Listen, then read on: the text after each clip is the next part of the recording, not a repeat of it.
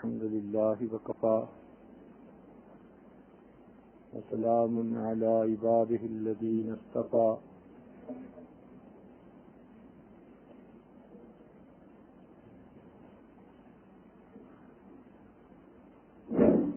الحمد لله وكفى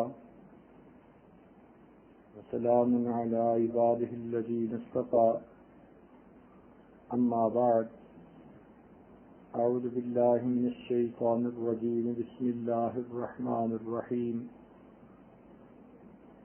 ومن آياته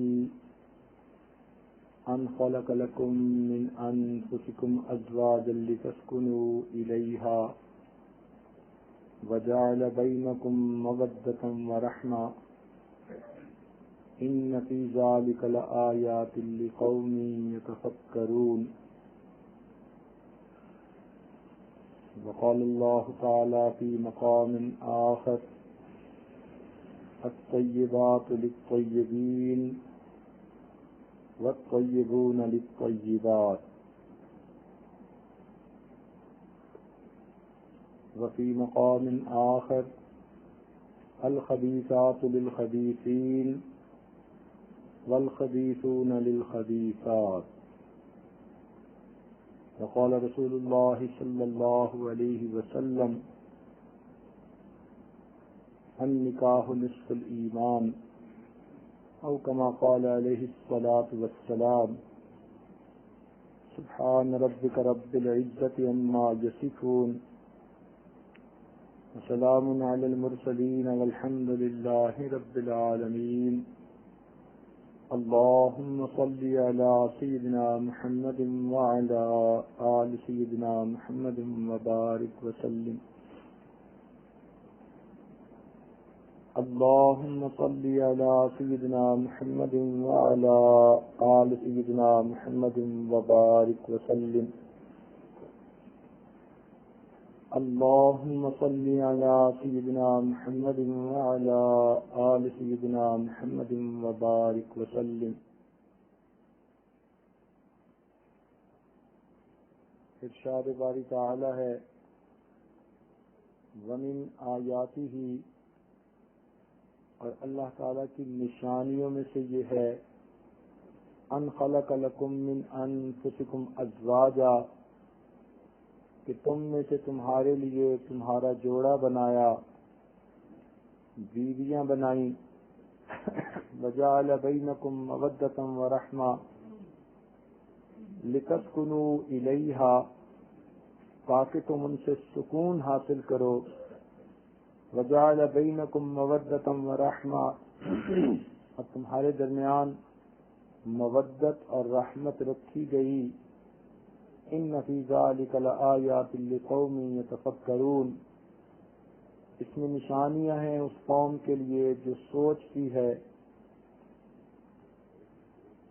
چنانچہ آج کی گفتگو کا عنوان یہ ہے کہ خامدوں کو گھروں میں اپنی بیویوں کے ساتھ کیسے رہنا چاہیے۔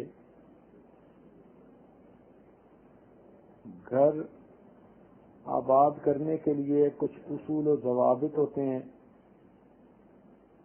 اگر اس کے مطابق زندگی گزاریں تو گھر آباد ہو جاتے ہیں، اور جہاں کوئی اصول ہی نہ ہو، کوئی قانون ہی نہ ہو، کوئی طریقہ ہی نہ ہو، تو وہ گھر تو جانوروں کا دربہ ہے، اس گھر کے اندر کسی کو سکون نہیں مل سکتا۔ نبی علیہ السلام نے ارشاد فرمایا حبب الی من دنیاکم ثلاث، تمہاری دنیا میں سے مجھے 3 چیزیں پسند ہیں۔ سبحان اللہ، تمہاری دنیا کا لفظ کہہ کر بتلا دیا کہ مجھے اس سے کوئی سروکار نہیں، مجھے دنیا سے کوئی محبت نہیں، تمہاری دنیا میں سے مجھے 3 چیزیں محبوب ہیں۔ کون کون سی؟ فرمایا الطیب، مجھے خوشبو بہت پسند ہے، اور دوسری بات فرمایا المرأۃ الصالحہ، نیک بیوی، وہ مجھے بہت پسند ہے، اور تیسرا فرمایا جعلت قرۃ عینی فی الصلاۃ، میری آنکھوں کی ٹھنڈک نماز میں بنا دی گئی ہے. یعنی 3 باتیں ایسی کہیں کہ پوری زندگی کے لیے نچوڑ ہیں، اس لیے کہ عطر اور خوشبو سے دماغ معطر ہوتا ہے، نیک بیوی کو دیکھ کر دل کو سکون ملتا ہے، اور نماز پڑھ کر انسان کی روح کو سکون ملتا ہے. گویا یہ 3 چیزیں ایسی ہیں جو انسان کے دل و دماغ کو سکون دیتی ہیں اور انسان کو دنیا میں جنت کے مزوں کا نمونہ محسوس ہوتا ہے. شادی کا بنیادی مقصد کہ میاں بیوی کے ذریعے گناہوں سے بچے اور بیوی اپنے میاں کے ذریعے گناہوں سے بچے. اس لیے ان دونوں کو زندگی کا ساتھی کہتے ہیں. دونوں نے ایک دوسرے کے ذریعے سے گناہوں سے بچنا ہے اور اللہ تعالی کی فرما برداری والی زندگی گزارنے میں ایک دوسرے کا معاون بننا ہے. ان کا تعلق ایک دوسرے کے ساتھ کتنا مضبوط ہے، قرآن مجید نے ایسی مثال دی کہ دنیا کا کوئی مذہب ایسی مثال نہ دے سکا. ارشاد فرمایا ہن لباس لکم وانتم لباس لہن، تمہاری بیویاں تمہارے لیے لباس کی مانند ہیں اور تم اپنی بیویوں کے لیے لباس کی مانند ہو. لباس کے 2 فائدے، ایک تو اس سے انسان کے بدن کے عیب چھپ جاتے ہیں. اگر بے لباس مرد کو کہیں کہ لوگوں میں چلا جائے تو شرم کے مارے اس کو پسینہ آ جائے، اور اگر اسے لوگوں کے سامنے بے لباس کوئی زبردستی کر دے تو جی چاہے کہ زمین پھٹے اور میں اندر اتر جاؤں. تو اس طرح انسان اپنے جسم کے اعضاء کو دوسروں سے چھپاتا ہے. یہ ایک قدرتی شرم اور حیا کا تقاضا ہے. تو لباس کا ایک فائدہ کہ یہ انسان کے عیبوں کو چھپاتا ہے، اور دوسرا فائدہ کہ یہ انسان کو زینت بخشتا ہے. چنانچہ جسم تو چادر سے بھی چھپ جاتا ہے، مگر ہم اچھا لباس پہنتے ہیں سنت طریقے سے، سر پہ امامہ ہو، جبہ ہو، نیچے تہبند یا پاجامہ شلوار ہو، تو اس طرح پہن کر جب ہم چلتے ہیں تو لوگ شخصیت کو دیکھ کر متاثر ہوتے ہیں. معلوم ہوا کہ کپڑوں نے انسان کی شخصیت کو زیبائش بخشی. تو یہ دوسرا فائدہ ہے. یہی 2 مثالیں میاں بیوی کے تعلق کے لیے کہی جا سکتی ہیں کہ اگر بیوی نہ ہو تو خاوند اپنے جنسی تقاضوں کے پیچھے معلوم نہیں کہاں کہاں منہ مارتا پھرے اور لوگوں کے سامنے ذلت و رسوائی اٹھاتا پھرے. میاں بیوی کی زندگی کی وجہ سے اس کی شخصیت کے عیب چھپ گئے. اور دوسری بات کہ اگر مرد کو اکیلا گھر میں رہنا پڑے تو گھر کے اندر بھی بے ترتیبی اور اس کی زندگی کا کوئی کام ڈھنگ کا نہیں ہوگا، نہ اس کا لباس صاف ستھرا ہوگا، نہ اس کے گھر میں کھانے پکانے کا نظم ٹھیک ہوگا. لہذا اس کی زندگی کے اندر جمال نہیں ہوگا، ہر وقت ملال رہے گا. تو بیوی کے آنے سے انسان کی زندگی کو زینت نصیب ہو جاتی ہے. اور ایک تیسری چیز ہے جو اس عاجز کے سمجھ میں آتی ہے کہ لباس انسان کے جسم کے سب سے زیادہ قریب ہوتا ہے. کوئی بھی چیز ایسی نہیں جو لباس سے زیادہ انسان کے جسم کے قریب ہو. تو قرآن مجید نے جو لباس کی مثال دی، تشبیہ دی، تو بتانا یہ مقصد تھا کہ میاں بیوی کو پیغام مل جائے کہ اے خاوند، تیرے لیے اب زندگی میں سب سے زیادہ قریب ہستی وہ تیری بیوی ہے، اور بیوی کو پیغام دیا گیا کہ تیرے لیے اب زندگی میں سب سے جو قریب ترین ہستی ہے وہ تیرا خاوند ہے. تم دونوں ایک دوسرے کے لباس کی طرح ایک دوسرے کے جسم کے قریب ہو. تو جب کوئی چیز اتنی قریب ہوتی ہے تو صاف ظاہر ہے کہ اس سے انسان کو محبت ہوتی ہے، تعلق ہوتا ہے. تو قرآن مجید نے میاں بیوی کے درمیانی تعلق کو اتنے خوبصورت لفظ کے ساتھ تشبیہ دے کر واضح کر دیا کہ انسان کی عقل اس بات پر حیران ہوتی ہے۔ تاہم شادی کا بنیادی مقصد قرآن مجید میں یہ ہے لِتَسْكُنُوا إِلَيْهَا، کہ تاکہ تم اس سے سکون پاؤ۔ معلوم ہوا کہ جو لوگ شریعت و سنت کے اصولوں والی زندگی گزارتے ہیں ان کی زندگی میں سکون ہوتا ہے، اور جہاں آپ دیکھیں کہ میاں بیوی کی زندگی میں سکون نہیں، ہر وقت کا جھگڑا ہے، چک ہے، ہر وقت کی جلی کٹی باتیں ایک دوسرے کو کرتے سناتے ہیں، بحث مباحثہ ہے، سمجھ لیں کہ کہیں نہ کہیں دال میں کالا ہے، یا بیوی کی طرف سے کوتاہی ہے یا میاں کی طرف سے کوتاہی ہے۔ اور عام طور پر ہمارا تجربہ یہ کہ دونوں طرف سے کوتاہی ہوتی ہے، تالی ایک ہاتھ سے نہیں بجتی، دونوں ہاتھوں سے بجا کرتی ہے۔ تو جب دونوں طرف کمیاں کوتاہیاں ہوتی ہیں تو پھر زندگی کا سکون غارت ہو جاتا ہے، اور انسان کے گھر کی زندگی اس کے لیے جہنم کا نمونہ بن جاتی ہے۔ اب اس پرسکون زندگی کو حاصل کرنے کے لیے قرآن مجید نے دو لفظ بتائے، وَجَعَلَ بَيْنَكُمْ مَوَدَّةً وَرَحْمَةً، اور تمہارے درمیان مودت اور رحمت رکھ دی گئی۔ مودت کہتے ہیں آپس کے پیار، جس میں دوستی کا انداز زیادہ ہو، اس کو مودت کہتے ہیں۔ اور واقعی شادی شدہ زندگی میں دو حصے ہوتے ہیں، ایک جوانی کا حصہ اور ایک بڑھاپے کا حصہ۔ جوانی میں میاں بیوی اگر کسی وقت ایک دوسرے سے لڑ جھگڑ بھی بیٹھتے ہیں تو جنسی تقاضا ایسا ہوتا ہے کہ تھوڑی وقت میں پھر ایک دوسرے کے ساتھ اکٹھے ہوتے ہیں، دونوں کو جنسی خواہش مجبور کرتی ہے کہ ایک دوسرے کے ساتھ اکٹھے ہوں۔ تو معلوم ہوا کہ جوانی کے اندر تو جنسی کشش بھی دونوں کو اکٹھا رکھتی ہے، اس لیے اس میں مودت کا لفظ استعمال کیا، یعنی دونوں میں دوستی کا پہلو غالب ہوتا ہے۔ لیکن جب بوڑھا ہو جاتا ہے انسان تو پھر اس وقت میاں کو بیوی کی ضرورت نہیں، بیوی کو میاں کی ضرورت نہیں، وہ جنسی تعلق یا تو بہت کمزور ہو جاتا ہے یا پھر بالکل ختم ہو جاتا ہے۔ تو جوڑ کے رکھنے والا وہ جو جنسی تقاضا تھا وہ تو ختم ہو گیا۔ اب دونوں میاں بیوی کیسے مل کر زندگی گزاریں گے؟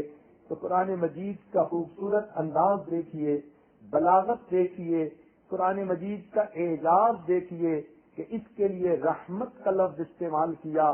رحمت کا مراد دوسرے کے اوپر شفقت کا ہونا، ترس کھانا۔ کیا مطلب کہ اب تمہاری بیوی نے جوانی تمہاری خاطر لٹا دی، اب وہ بڑھیا ہو چکی ہے، اگرچہ اب تمہاری ضرورت کے قابل نہیں، لیکن اتنا عرصہ تمہاری خدمت وہ کر چکی، آفٹر آل اس کا بھی تو کوئی اس کو صلہ ملنا چاہیے۔ اس لیے قرآن مجید میں رحمت کا لفظ استعمال کیا۔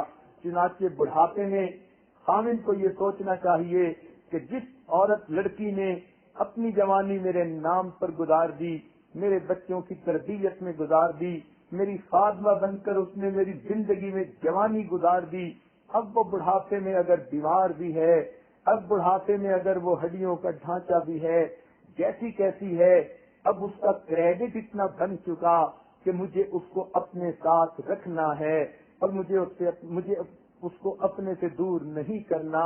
اسی طرح بیوی بھی سوچے کہ خامن نے اپنی ساری جوانی تو میرے اور بچوں کے لیے گزار دی، اب یہ بیماریوں کا مجموعہ بن گیا، مجھے اس کی خدمت اس لیے کرنی ہے کہ اتنا عرصہ اس نے مجھے محبت دی، پیار دیا، شفقت دی، لہذا یہ رحمت، یہ ترس کا پہلو جب ایک دوسرے پر غالب ہوگا تو پھر بڑھاپے میں بھی دونوں آپس میں محبت ہوگی۔ بڑھاپے میں انسان کو نسیان کا مرض ہو جاتا ہے، بڑھاپے میں انسان ذرا جلد بازی طبیعت میں آ جاتی ہے، غصہ زیادہ ہو جاتا ہے، لیکن جب ایک دوسرے کے اوپر رحمت اور شفقت کا معاملہ غالب ہوگا پھر ایک دوسرے کی غلطیوں سے درگزر کرنا آسان ہوگا۔ باوجود اپنی کمی کوتاہیوں کے اور بڑھاپے کی بیماریوں کے میاں بیوی بڑھاپے میں بھی محبت بھری زندگی گزاریں گے۔ تو دین اسلام کا حسن دیکھیے کہ ازدواجی زندگی میں دو لفظ استعمال کیے، مودت کا تعلق جوانی کی زندگی کے ساتھ ہے اور رحمت کا تعلق بڑھاپے کی زندگی کے ساتھ ہے۔ بہرحال ہم اگر قرآنی تعلیمات کو اپنی مشعل راہ بنائیں گے تو یقیناً ہمیں قبر میں جانے تک اللہ تعالیٰ سکون کی زندگی عطا فرمائیں گے۔ سنیے، اللہ رب العزت نے حضرت آدم علیہ السلام کو تو مٹی سے بنایا، لیکن جب اماں حوا کو پیدا کیا، روایات میں آتا ہے کہ حضرت آدم علیہ السلام کی پسلی سے ان کو نکالا، گویا عورت کو اللہ تعالیٰ نے مرد کی پسلی سے نکالا۔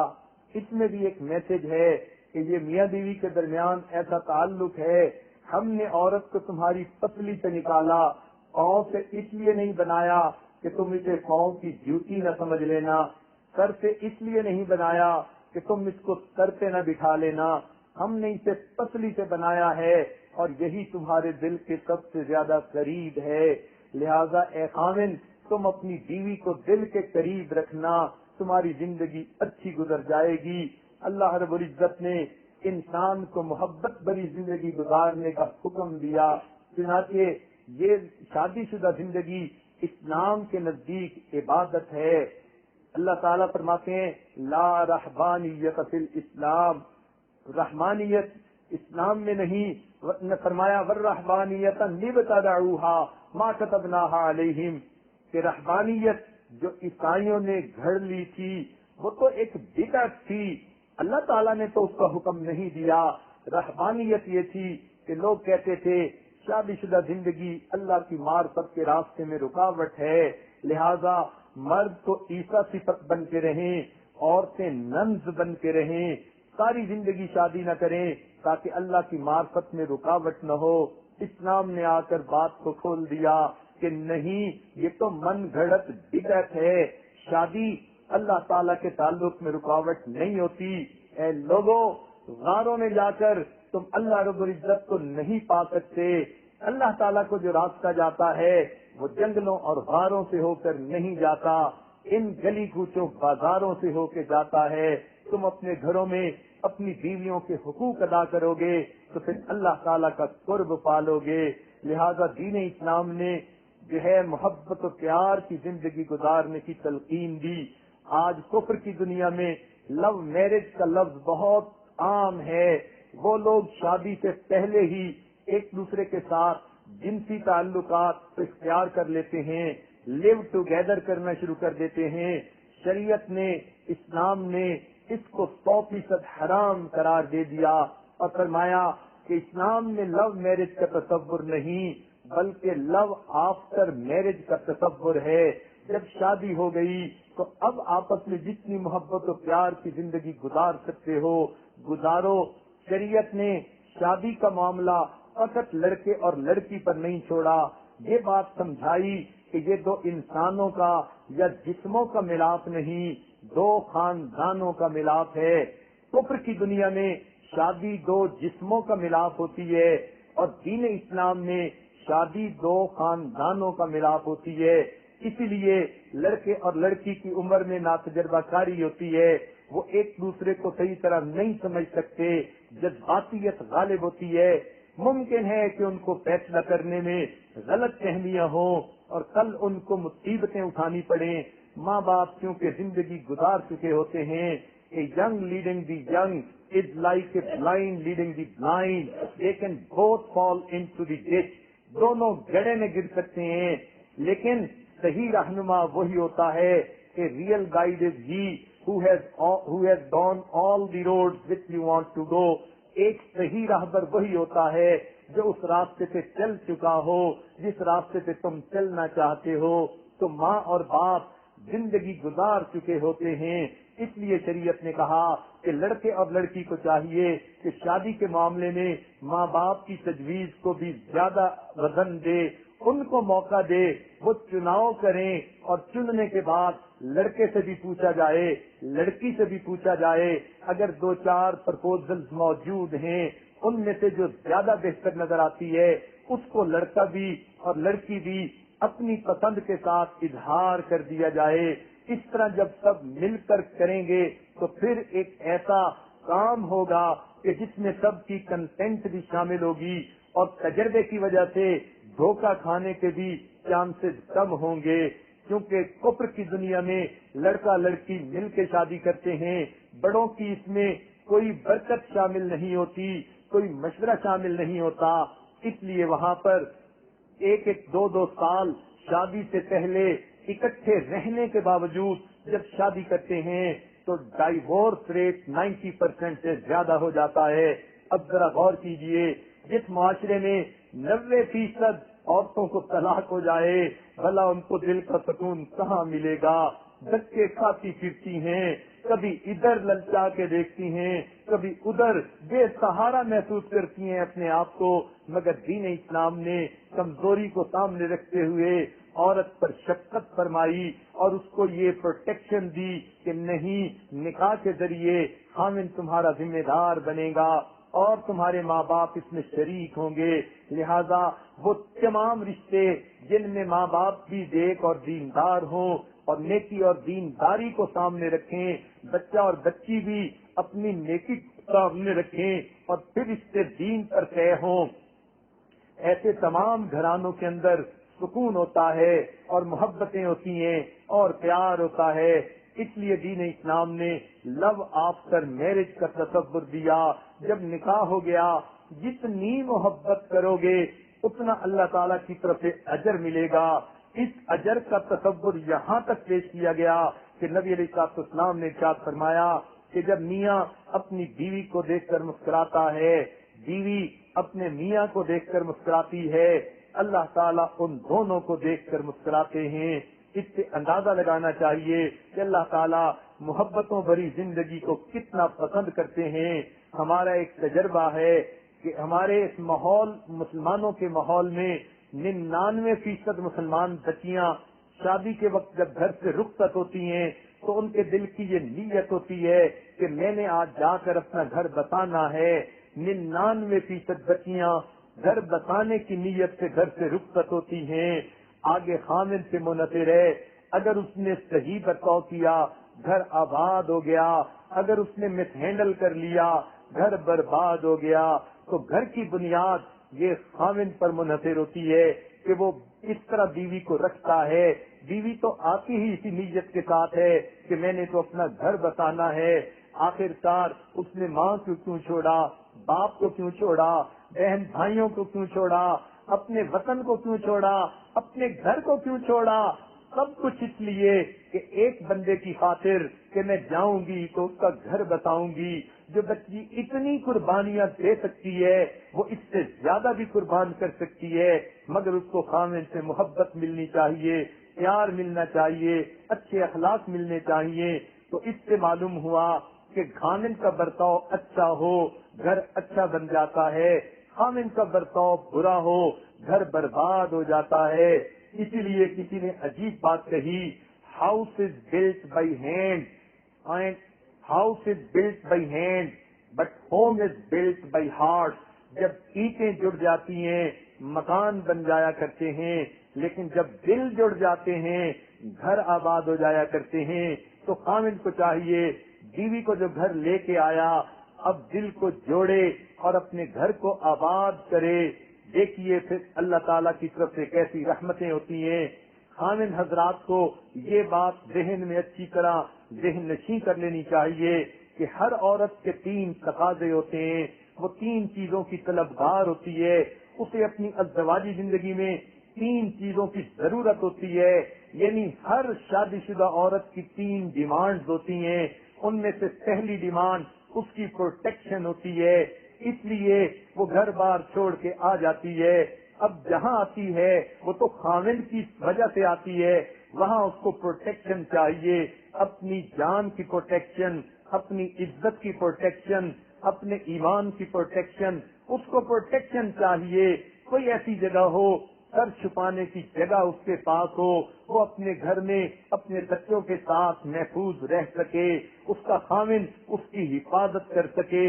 اگر اس عورت کو پروٹیکشن کی سینس مل گئی تو اس کی ایک ڈیمانڈ پوری ہو گئی، اور یہ اس کا جو ہے فطری تقاضا ہے۔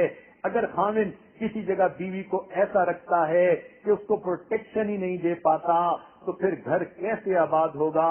لہذا عورت کو پروٹیکشن ملنی چاہیے، اور اس کا یہ بھی ہوتا ہے کہ وہ بھی انسان ہے، یہ نہیں کہ اچھی باتیں ہوئی تو تب تو ٹھیک ہے، ذرا سی غلطی ہوئی ہم تمہیں اکھاڑ کے پھینک دیں گے جیسے کسی مرجھائے ہوئے پودے کو پھینک دیتے ہیں.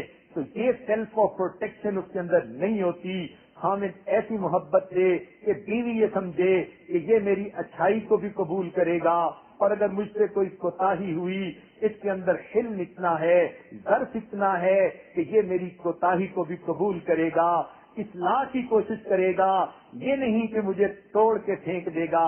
لہذا سب سے پہلی چیز جو بیوی کی ضرورت ہوتی ہے اس کو پروٹیکشن چاہیے. خامد اس کی اچھائی اور برائی کا ذمہ دار بنے، بیوی کو یہ تسلی دے کہ ہاں تم اب میری خاطر یہاں آئی ہو، اب تمہارے نفع نقصان کا میں ذمہ دار ہوں.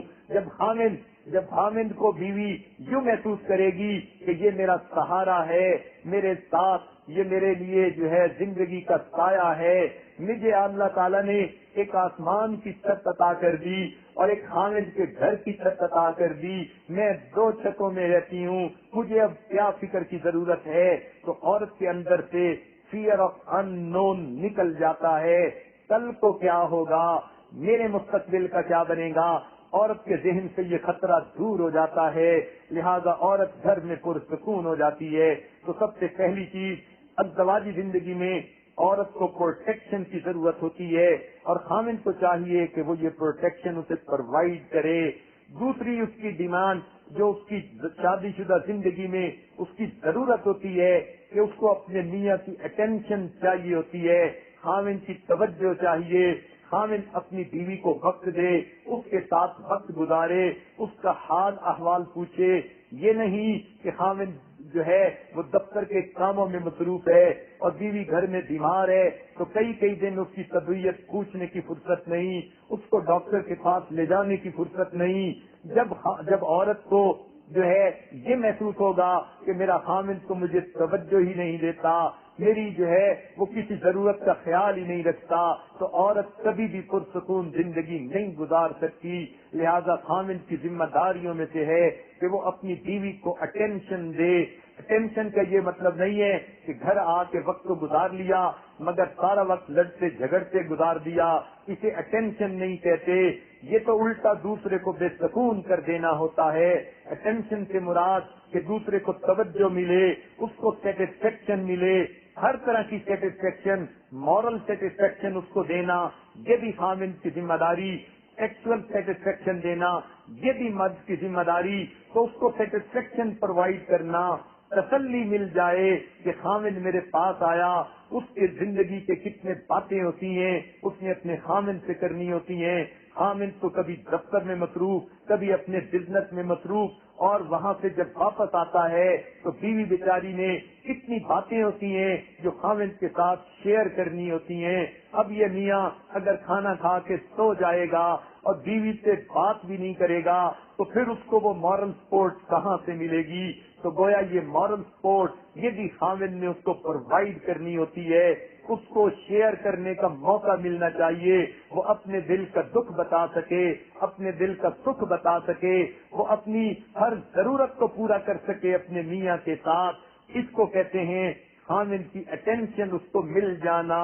یہ نہیں کہ میاں جو ہے باہر سے آیا، بیوی اس کے لیے بنی سنوری اور گھر کو صاف ستھرا کر کے کھانا تیار کر کے بیٹھی ہے، خامن آئے گا اور میرے ساتھ کھانا کھائے گا، اور خامن صاحب اپنے بزنس کے کسی معاملے میں موڈ آف کر کے آئے اور آتے ہی کہنے لگے کھانے کی ضرورت نہیں میں تو سو جاؤں گا. سوچئے پھر اس بیوی کے دل پہ کیا گزرے گی. تو پہلی چیز اس کو پروٹیکشن کی ضرورت ہوتی ہے، اور دوسری چیز اس کو خامند کی اٹینشن کی ضرورت ہوتی ہے.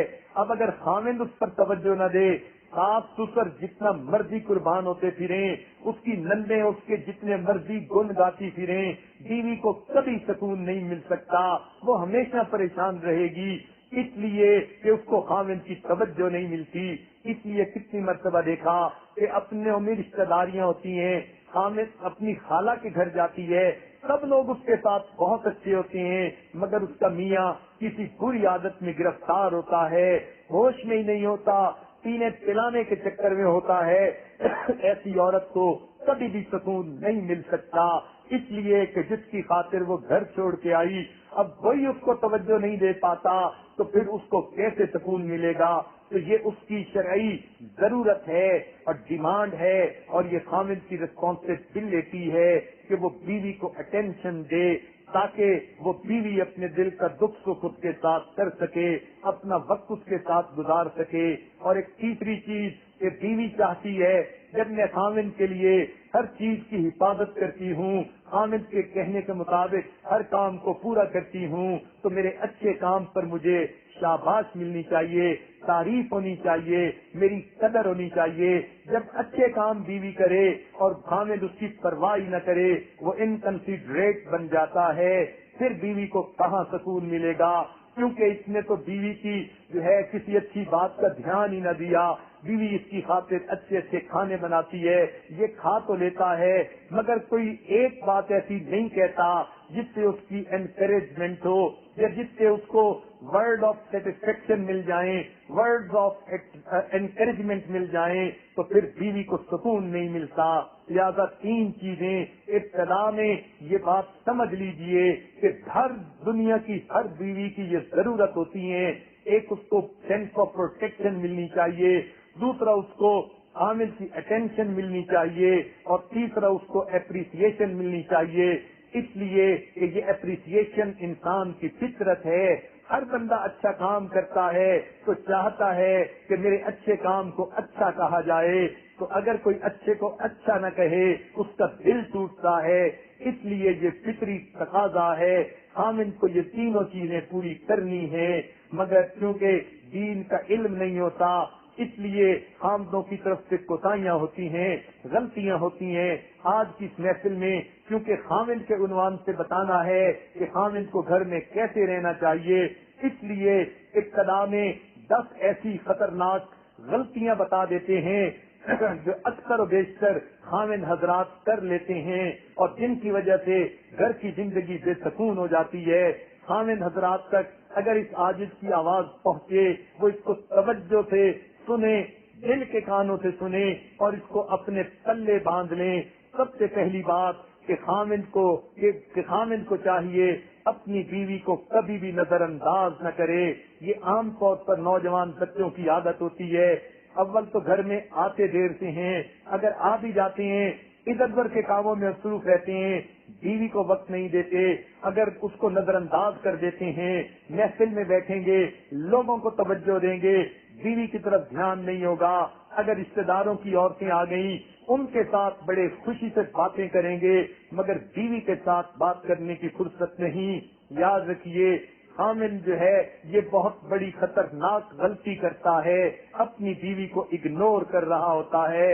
اس کے اوپر آپ نے کتنی حکایتیں سنی ہوں گی، کتنی باتیں سنی ہوں گی کہ اپنی جوانی کے نشے میں وہ یوں سمجھتا ہے یہ تو اب ہے ہی بیوی، اب اس کو جو ہے توجہ دینے کی یا محبت دینے کی کیا ضرورت ہے۔ یہ بہت بڑی غلطی ہوتی ہے، لہذا بیوی کو کبھی بھی نظر انداز نہیں کرنا چاہیے۔ بلکہ لطیفہ مشہور ہے کہ خامد بیٹھا کتاب کا مطالعہ کئی گھنٹوں سے کر رہا تھا، بیوی بیچاری آگے پیچھے طواف کرتی پھر رہی تھی، کبھی تو ہماری طرف بھی محبت کی نظر اٹھا کے دیکھ لے، مگر خامد کو کام سے فرصت نہیں تھی۔ چنانچہ جب اس نے دیکھا تب تو سونے کا وقت بالکل ہی قریب آ گیا اور اس کی تو آنکھیں ہی بند ہو رہی ہیں، تو بیوی قریب آئی اور آ کر کہنے لگی کاش میں بھی کوئی کتاب ہوتی، اتنے گھنٹے آپ مجھے بھی بیٹھ کے دیکھتے رہتے۔ اب خامد نے بیوی کی طرف دیکھا اور کہنے لگا ہاں تمہیں تو کوئی ڈائری ہونا چاہیے تھا تاکہ ہر سال میں ڈائری کو بدل لیا کرتا۔ اب اگر خامد کی سوچ ایسی ہوگی سوچئے پھر جو ہے بیوی کو کہاں سکون ملے گا۔ تو سب سے پہلے کہ بیوی کو کبھی بھی نظر انداز نہیں کرنا چاہیے۔ اگر دوسروں کے ساتھ محبت و پیار سے باتیں کرتا ہے محرم عورتوں سے، تو بیوی تو ان سے بھی زیادہ محبت و پیار کی مستحق ہے، اس سے بھی محبت کی باتیں کرنی چاہیے۔ بلکہ ایک کسی کافر نے اپنے ماحول کے اندر یہ بات کہی کہ جس پیار کی نظر سے خامد اپنے ہمسائے کی لڑکی کو دیکھ لیتا ہے، اگر کبھی اس نظر سے ایک مرتبہ دن میں ایک بار اپنی بیوی کو دیکھ لے تو اس کا گھر کبھی برباد نہیں ہوگا۔ تو معلوم ہوا کہ خامد کو چاہیے اپنی بیوی کو نظر انداز کبھی بھی نہ کرے، اس کو بھرپور توجہ دے، اس کو محسوس کروائے کہ نہیں، میرے نزدیک تم بہت کچھ ہو، میرے ہاتھ میرے دل میں تمہارے لیے بڑی جگہ ہے، بڑا مقام ہے، تو یہ بیوی کو سیٹسفیکشن مل جاتی ہے۔ تو یہ خطرناک غلطی انسان کبھی نہ کرے کہ بیوی کو نظر انداز نہ کرے۔ کئی خاوند آپس میں بیٹھ کے باتیں کرتے ہیں، اور جی میں نے تو کبھی بیوی کو کوئی ویلیو ہی نہیں دی، وہ پرلے درجے کے بے وقوف ہوتے ہیں، ان کو شریعت کا پتہ ہی نہیں ہوتا، لگتا ہے شریعت کی ہوا ہی نہیں لگی ہوتی، اس لیے وہ کہتے ہیں ہم تو اپنی بیوی کو نظر انداز کرتے ہیں۔ ایک پہلی خطرناک غلطی، اور دوسری خطرناک غلطی یہ کرتے ہیں کہ بیوی کے سر پہ ہر وقت تلوار طلاق والی لٹکا دیتے ہیں۔ ذرا سی کوئی بات ہوئی، میں تمہیں فیصلہ دے دوں گا، میں تمہیں گھر پہنچا دوں گا، تم کیا سمجھتی ہو، مجھے کئی رشتے ملتے ہیں، میں تمہیں جو ہے چھوڑ دوں گا۔ یاد رکھنا، جس خامن نے بیوی کے سر پہ طلاق کی تلوار لٹکا دی، اب اس بیوی کو کبھی سیٹسفیکشن نہیں ہو سکتی۔ خامن تو ایک دفعہ کہہ کے چلا گیا میں تمہیں طلاق دے دوں گا ورنہ، اور وہ تو نہیں سوچتا کہ بیوی کے ذہن کے اندر کیا طوفان مچ گیا۔ اس کو جو ہے اب بے سہارا اپنی ذات نظر آنے لگ گئی، اب وہ بیٹھ کے سوچتی رہتی ہے اگر یہ بندہ مجھے چھوڑ ہی دے تو میرا بنے گا کیا۔ اب وہ کیا کرتی ہے، یا تو پھر والدین سے اپنی ایکویشن اور پکی کر لیتی ہے، ان کو اپنی ہر بات میں رازدار بناتی ہے، اگر مجھے خامن کبھی دھکا دے دے کم از کم میں اپنے ماں باپ کے پاس تو چلی جاؤں، کیونکہ اب اس کو سینس آف پروٹیکشن نہیں رہی۔ یا کبھی وہ یہ سوچتی ہے کہ اگر خامن مجھے چھوڑ دے میں کیا کروں، چنانچہ وہ کہے گی اچھا میں جاب کر لوں گی، ماں باپ کے گھر تو جا نہیں سکتی، اس لیے مجھے اپنے آپ کو جو ہے سنبھالنا ہے، لہذا اب اس کے ذہن میں شیطان الٹی سیدھی باتیں ڈالے گا، تم اس طرح اپنے آپ کو سپورٹ کر لینا، تم اپنا تعلق فلاں سے بھی رکھو فلاں سے بھی رکھو۔ بلکہ ہم نے تو یہ تجربہ کیا کہ جو لوگ کہتے ہیں ہم تمہیں طلاق دے دیں گے، بات پر ان کی بیویاں اگر دیندار نہ ہو تو وہ دوسرے مردوں کے چکر میں پڑ جاتی ہیں، ان کو بھی اسٹینڈ بائی کے طور پر رکھتی ہیں، پھر ان کے ذہن میں گناہ نہیں رہتا، شیطان ان کو سکھاتا ہے یہ خامن تو پتہ نہیں کب تمہیں چھوڑ دے، اور ماں باپ کے گھر جا کے تو میں نے بیٹھنا نہیں، لہذا اب مجھے کسی اور کو اسٹینڈ بائی رکھنا چاہیے، لہذا یہ عورت اپنے خامن کے گھر رہتے ہوئے کسی نہ کسی سے اپنا تعلق اس درجے میں رکھتی ہے، اگر یہ مجھے چھوڑے تو کوئی دوسرا اپنانے والا ہو۔ معلوم ہوا کہ یہ الفاظ، یہ تھریٹ ایسی ہے کہ یہ عورت کے لیے گناہوں کا دروازہ کھول دیتی ہے۔ خامدوں کو عقل کے ناخن لینے چاہیے اور یہ لفظ ان کو قطعاً استعمال نہیں کرنے چاہیے۔ جب بیوی بنا کے اپنا لیا، اب زندگی گزارنے کے سودے ہیں، جب تم اس کو تسلی دو گے وہ تمہارا گھر آباد کرے گی، تو یہ کتنی بے وقوفی کی بات ہے۔ چھوٹی چھوٹی باتوں میں اس کو کہتے ہیں میں تمہیں ڈائیورس کر دوں گا، میں تمہیں گھر پہنچا کے آؤں گا، ہاں میں تمہیں ماں باپ کے گھر بھیج دوں گا۔ تو اس سے کیا ہوتا ہے کہ عورت کے ذہن میں فیئر آف ان نون رہتا ہے، لہذا وہ خامن کے ساتھ کبھی وفادار نہیں رہتی۔ خامن نہیں سمجھتا طلاق کا لفظ عورت کے لیے بجلی کی طرح ہوتا ہے، لہذا اس لفظ کو کبھی بھی استعمال نہیں کرنا چاہیے۔ ویسے بھی حدیث پاک میں آتا ہے کہ جتنی چیزوں کو اللہ نے جائز فرمایا ان میں سب سے ناپسندیدہ چیز طلاق ہے، تو شریعت نے اس کو پسند نہیں کیا۔ ہاں ضرورت اور موقع کے مناسب کبھی ضرورت پڑ جاتی ہے کہ طلاق ہی علاج ہوتا ہے کسی کے حل کے مسئلے کا، تو اس لیے شریعت نے جائز تو کہہ دیا مگر اس کو پسند نہیں کیا، لہذا خامدوں کو چاہیے طلاق کا لفظ کبھی اپنی زبان سے مت نکالیں۔ چنانچہ ہمارے تجربے میں ایک بات آئی، ایک میاں بیوی تھے، میاں صاحب نے MA کیا ہوا تھا، کالج کے اندر پروفیسر تھے، اور ان کی بیوی نے MA LLB کیا ہوا تھا، دونوں نیک دیندار تھے، جوان العمر تھے، مگر دونوں کے گھر میں کھٹ بٹ رہتی تھی، کوئی پرسکون زندگی نہیں تھی۔ شادی کو 7 سال گزر گئے، 10 سالوں میں کوئی سکون کا دن انہوں نے شاید گزارا ہوگا۔ چنانچہ جب دونوں سلسلے میں داخل ہوئے تو دونوں کے اپنی اپنی طرف سے یہ بات پہنچائی. بیوی نے علیحدہ خط میں لکھی, خاوند نے علیحدہ بیٹھ کر بات کی کہ ہم آپس میں کوئی سیٹ نہیں ہو پائے, اگرچہ لکھے پڑے ہیں, اگرچہ ہم دیندار ہیں, لیکن لگتا ہے کہ ہماری گاڑی لمبی نہیں چلے گی. اس عاجز نے ذرا دونوں سے بات معلوم کی تو پتہ چلا کہ میاں صاحب کی عادت تھی ذرا سے غصے میں آ کے کہہ دیتے میں لکھا پڑھا ہوں, پروفیسر ہوں, اور اگر تم جو ہے میری بات نہیں مانو گی میں تمہیں طلاق دے کے دوسری شادی کر لوں گا. اس کی وجہ سے عورت کے اندر انسیکیورٹی آ گئی تھی اور وہ بھی پھر میاں کے ساتھ جھگڑے کرتی تھی. جب اس عاجز نے ڈائگنوز کر لیا کہ ان دونوں کے درمیان اصل مرض یہ ہے تو ایک مرتبہ دونوں کو بلایا, بیوی پردے میں آئی, خاوند آیا, خاوند اور بیوی کو بٹھا کر کہا آپ دونوں کی جو ہے خوشیوں کا ایک حل اس عاجز کے پاس موجود ہے. وہ کہنے لگے کیا؟ میں نے خاوند سے کہا وعدہ کرو گے کہ اس کو پورا کرو تو پھر میں وہ حل آپ کو بتاتا ہوں, مگر اس کے بعد تمہاری زندگی جنت کا نمونہ بنے گی. وہ بڑے حیران ہو گئے, ایسا کون سا حل ہے؟ میں نے خاوند سے وعدہ لیا کہ یہ میرے ساتھ وعدہ کرو کہ تم اپنی بیوی کو طلاق نہیں دے سکتے جب تک کہ تم مجھ سے مشورہ نہیں کر لو گے, اور میں بھی ہاں نہیں کہہ دوں گا. خاوند نے جب یہ وعدہ کیا, اب بیوی کو پروٹیکشن مل گئی, سیکیورٹی مل گئی. چنانچہ جب واپس گئے اس کے بعد کبھی بھی ان کے درمیان دوبارہ جھگڑا نہیں ہوا, اس لیے کہ بیوی کو اب یقین ہو گیا حضرت صاحب سے میرے خاوند نے وعدہ کر لیا اب یہ طلاق مجھے نہیں دے سکتا, لہذا اب اس کو زندگی کی سکون نصیب ہو گیا. تو خاوند لوگ یہ بہت بڑی کوتاہی کر لیتے ہیں, ان کو پتہ ہی نہیں ہوتا کہ یہ لفظ عورت کے ذہن میں کتنا انقلاب برپا کر دیتا ہے, اس کو ذہن میں منافقت پیدا کر دیتا ہے, اس کی شخصیت کو توڑ کے دو میں بدل دیتا ہے, سپلٹ پرسنالٹی وہ بن جاتی ہے. طلاق کا نام سن کر اس کے دماغ میں شیطان کسی دوسرے غیر محرم کا تعلق ڈال دیتا ہے, گناہوں کے دروازے کھل جاتے ہیں.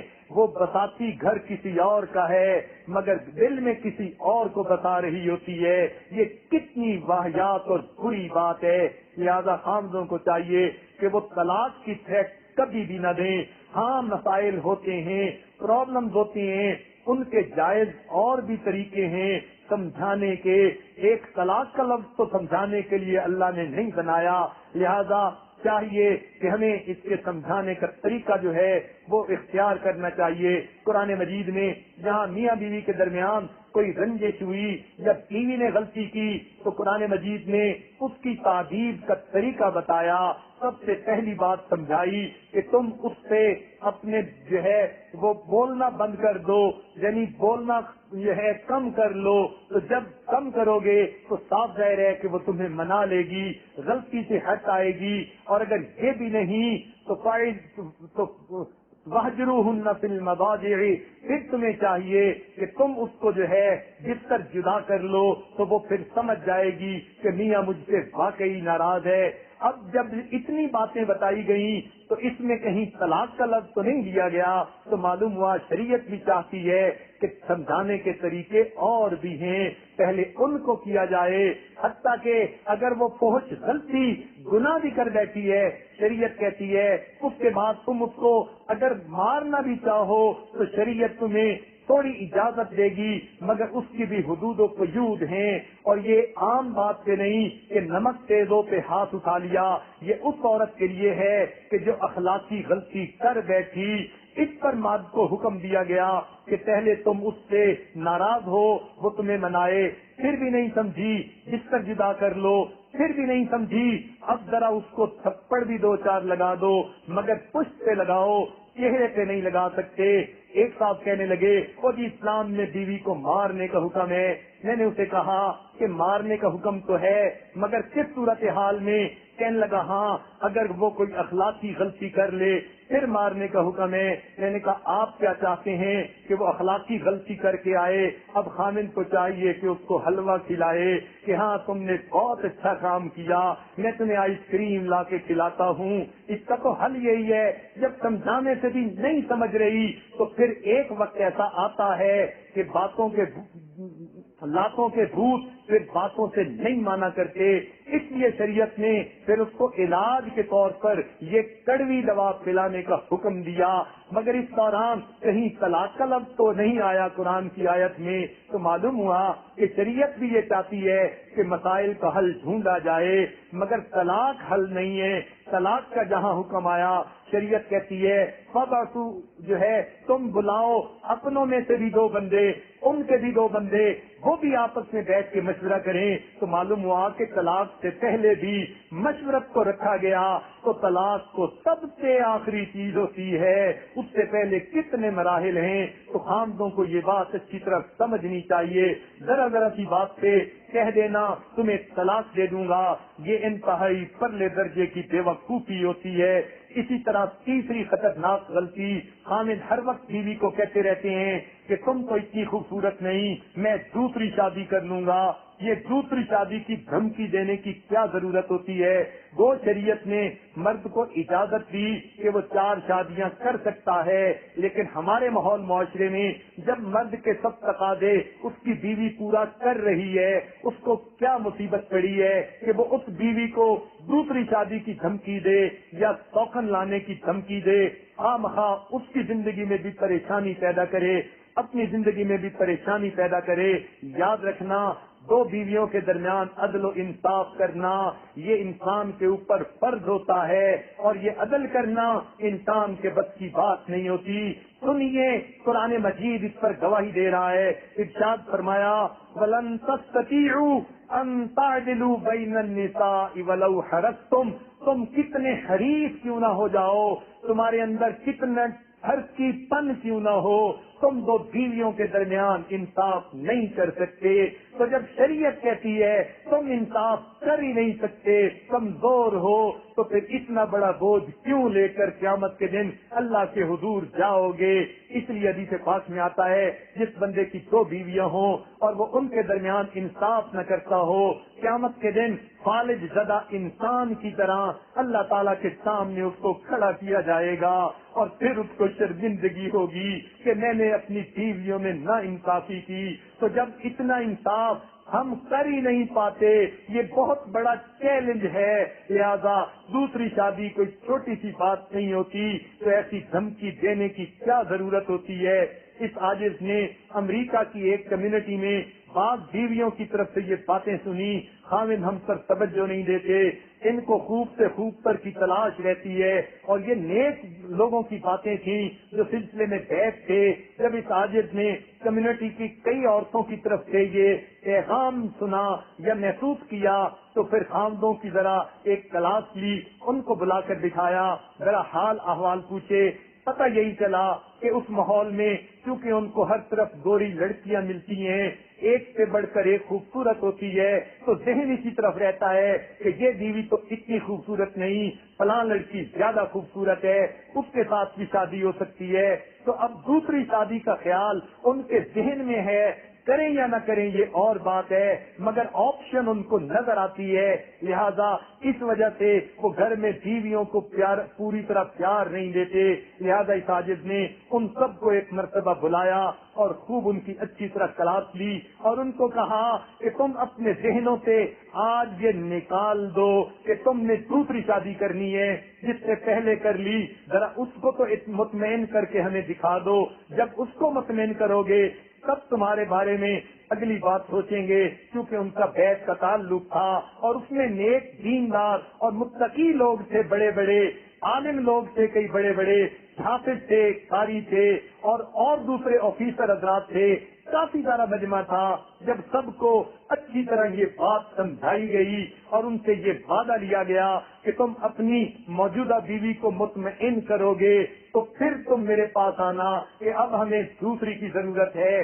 جب وہ وعدہ کر کے گئے، چنانچہ 1 ہفتے کے اندر وہ خود واپس آئے اور کہنے لگے حضرت عجیب بات ہے، جس دن سے دوسری شادی کا خیال ہم نے ذہن سے نکال دیا، اب ہمیں یہ بیوی اتنی پیاری لگنے لگ گئی، شکل بھی اچھی لگتی ہے، عقل بھی اچھی لگتی ہے، کام بھی اچھے لگتے ہیں، گھر کے اندر سکون محسوس ہوتا ہے، اب ہم نے 100% نظروں کی حفاظت بھی کر لی ہے، تو یہ بہت بڑی خطرناک غلطی ہوتی ہے کہ خاوند اپنی بیوی کو دوسری شادی کی دھمکی دیتا رہتا ہے، ایک کو سنبھال نہیں سکتے اور دوسری کی باتیں کرتے ہیں۔ یہ تو ایسا ہی ہے کہ ایک آدمی ایک من بوجھ تو اٹھا نہ سکے کہ گردن ٹوٹی جا رہی ہے اور پھر جو ہے وہ دعوے کرے میں 1 من اور سر سے اٹھا لوں گا، پھر تیری ریڑھ کی ہڈی ٹوٹے گی، تیرا تماشا دنیا دیکھے گی۔ یہی حال اس خامد کا ہوتا ہے، لہذا یہ خطرناک غلطی کبھی نہیں کرنی چاہیے، اپنی بیوی کو دوسری شادی کی دھمکی دینا۔ یاد رکھنا، اگر تمہیں دوسری بیوی مل سکتی ہے، تمہاری بیوی کو دوسرا خامد بھی مل سکتا ہے۔ اگر تمہارے ریئیکشن میں آ کے کبھی بیوی نے یہ جواب دے دیا ہاں میں بھی دوسری شادی کر کے دکھاؤں گی، تو کیا لڑکی کو لڑکا نہیں مل سکتا؟ پھر تمہارا کیا بنے گا؟ لہذا یہ انتہائی بڑی بے وقوفی ہوتی ہے، بیوی کو کبھی دوسری شادی کی دھمکی نہیں دینی چاہیے۔ تیسری چوتھی خطرناک غلطی عام طور پر خامد لوگ یہ کر لیتے ہیں کہ اپنی بیوی کی کسی غلطی پر اسے لوگوں کے سامنے روک ٹوک کرتے ہیں، لوگوں کے سامنے اس کا مذاق اڑا لیتے ہیں، لوگوں کے سامنے اس کو بے عزت کر دیتے ہیں، ڈانٹ پلا دیتے ہیں۔ اپنے طور پہ تو وہ اچھے بن جاتے ہیں، دوسروں کو میسج مل جاتا ہے کہ دیکھو گھر میں میرا کتنا کنٹرول ہے، بہن کے سامنے بیوی کو ڈانٹ پلا دی، ماں کے سامنے بیوی کو ڈانٹ پلا دی، اور بہن اور ماں کی نظر میں بڑے اچھے بن گئے کہ ہاں ہمارا بیٹا تو بڑا کنٹرول رکھتا ہے گھر میں، بہن کہتی ہے میرے بھائی کا تو گھر میں بڑا کنٹرول ہے، تو ماں بہن کی نظر میں اچھے بن گئے، مگر اپنی بیوی کی نظر میں تم نے اپنے وقار کو صفر بنا دیا۔ اس لیے ہر ایک کی اپنی عزت نفس ہوتی ہے، جب کسی کی عزت نفس کو مجروح کیا جائے گا تو پھر اس انسان کا دل ٹوٹ جائے گا اور یہ چیز گناہ ہوتی ہے۔ ارے چھوٹے بچے کو لوگوں کے سامنے ڈانٹ دیا جائے، وہ رونا شروع کر دیتا ہے، اس کی عزت نفس مجروح ہوتی ہے، اور عورت کو پھر بالآخر بڑی ہوتی ہے، اس کو تو عزت نفس کی زیادہ پرواہ ہوتی ہے، لہذا اس کی عزت نفس کا خیال کرنا چاہیے، اس کو نصیحت کرنی ہے، تنہائی میں کرو، اور اگر تعریف کرنی ہے لوگوں کے سامنے کرو، اس کو زندگی کا اصول بنا لو۔ تنہائی میں بیوی کو اگر جلی کٹی بھی سنا دو گے بیچاری برداشت کر جائے گی، مگر لوگوں کے سامنے کی ذلت برداشت کرنا مشکل ہوتا ہے، اس لیے کسی کی ایگو کو ہرگز جو ہے ٹریگر نہیں کرنا چاہیے، اور یہ بات ذہن میں رکھیں کہ بیوی کو دوسروں کے سامنے کبھی بھی اس طرح تنقید کا نشانہ نہ بنائے، وہ زندگی کی ساتھی ہے، تھوڑا وقت دونوں کو علیحدگی میں ملتا ہے، ایک دوسرے کو سمجھا لو، جو سمجھانا ہے، لوگوں میں تم اس قسم کی باتیں کرو گے تمہاری اپنی ایکویشن ان بیلنس ہو جائے گی۔ لہذا چوتھی غلطی کہ لوگوں کے سامنے اپنی بیوی کو بے عزت نہیں کرنا چاہیے، عزت نفس کو مجروح نہیں کرنا چاہیے، بلکہ ماہر نفسیات نے لکھا ہے کہ بچہ جب تنہائی میں گرتا ہے اور اس کو زیادہ چوٹ لگتی ہے وہ نہیں روتا، اٹھ کے کھڑا ہو جاتا ہے، لیکن اگر لوگوں کے سامنے گر جائے آدھی چوٹ بھی لگے رونا شروع کر دیتا ہے، اس لیے کہ لوگوں کے سامنے اس کی عزت نفس مجروح ہوتی ہے، وہ درد سے نہیں رو رہا ہوتا، عزت نفس مجروح ہونے کی وجہ سے رو رہا ہوتا ہے۔ لہذا عزت نفس کو مجروح کبھی بھی انسان نہ کرے۔ اور یہ 4 باتیں ہوئی۔ 5ویں خطرناک غلطی عام طور پر خامد یہ کرتے ہیں کہ بیوی کو وقت نہیں دیتے، بلکہ وقت ملا، اب امی کے پاس بیٹھے باتیں چل رہی ہیں اور رات کے 12 بج گئے، نیند سے جب آنکھیں پر ہو گئی، اب کمرے میں آ کے دھم سے لیٹ گئے اور بیوی سے بات بھی نہیں، کوئی پوچھنا بھی نہیں کہ تم جیتی ہو یا مرتی ہو، تمہاری طبیعت ٹھیک ہے یا بیمار ہو۔ اب ایسا اگر خامد بیوی کو وقت ہی نہیں دے گا تو صاف ظاہر ہے کہ یہ بہت بڑی غلطی ہے، یہ اس کا شرعی تقاضا ہے کہ بیوی کو وقت ملے خامد کا، لہذا وقت دینا چاہیے۔ کچھ نوجوانوں میں یہ عادت ہوتی ہے دوستوں کی محفل کی زینت بن کے بیٹھ جاتے ہیں اور رات کو 12-1 بجے گھر آنے کی عادت ہوتی ہے، یہ لوگ اپنے گھر کو اجاڑ بیٹھتے ہیں، دوستوں کی محفل کو سنوار بیٹھتے ہیں، تو بھلا کیا فائدہ اس کا؟ لہذا بیوی کو وقت دینا چاہیے. کئی گھر میں آ تو جلدی جاتے ہیں لیکن بہن بھائیوں میں بیٹھے ہیں یا کسی یعنی ماں کے پاس بیٹھے ہیں, والد کے پاس بیٹھے ہیں, دوسرے افراد خانہ کے پاس بیٹھے رہتے ہیں مگر بیوی کو وقت نہیں دیتے. یہ چیز بالآخر جو ہے جھگڑے کا ذریعہ بنتی ہے. یہ بیوی کا بنیادی وقت ہے, حق ہے کہ خامند اس کو وقت دے. کئی مرتبہ نیکوکاری کی وجہ سے لوگ اپنی بیوی کو وقت نہیں دے سکتے. اب میں مراقبے میں جا رہا ہوں, محفل ذکر میں جا رہا ہوں, میں پیر صاحب کی محفل میں جا رہا ہوں, یا اب میں اپنے استاد سے پڑھنے کے لیے جا رہا ہوں, مدرسے میں جا رہا ہوں, یا اب میں گشت کرنے کے لیے جا رہا ہوں. یہ سب لوگ دین کے کاموں میں لگنے والے, مگر ان کو دین کے کام کو اتنا اوپر سوار کر لیتے ہیں کہ بیوی کو گھر میں وقت نہیں دیتے. یہ نیک لوگ ہوتے ہیں, متقی پرہیزگار ہوتے ہیں, مگر بہت بڑی غلطی کر لیتے ہیں. جب بیوی کو وقت نہیں دیتے تو نتیجہ اس کا کیا ہوتا ہے؟ گھر کی زندگی بے مزہ ہوتی ہے. چنانچہ ایک مرتبہ امیر المومنین حضرت عمر لانو کے دور میں ایک عورت آئی, ابی ابن کعب لانو کی عدالت تھی. ان کے سامنے آ کر اس نے اپنے خامد کی تعریفیں شروع کر دی. کہنے لگی میرا خامد بڑا نیک ہے, بہت اچھا ہے, سارا دن روزہ رکھتا ہے, ساری رات نوافل پڑھتا ہے, اللہ کا قرآن پڑھنے میں گزار دیتا ہے. اور یہ کہہ کے وہ چپ ہو گئی. حضرت عمر لانو بڑے حیران ہوئے کہ یہ عورت اپنے خامد کی بڑی تعریفیں کر رہی ہے.